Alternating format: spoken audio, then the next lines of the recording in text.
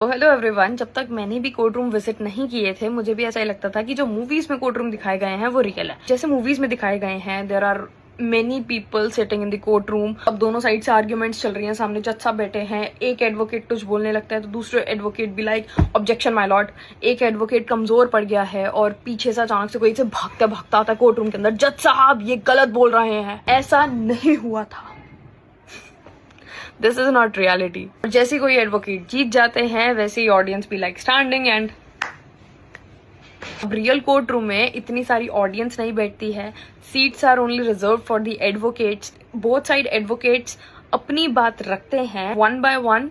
कभी भी ये ऑब्जेक्शन माय लॉर्ड नहीं आता है वहां पर। अब वैसे तो एडवोकेट्स बहुत कामली रिस्पेक्टफुली जैसे बात करते हैं, बट आर्ग्यूमेंट्स के टाइम पे कई बार एडवोकेट्स अपनी पिछाई कर भी लेते हैं, तो जज will ask them to calm down और want them to maintain court decorum.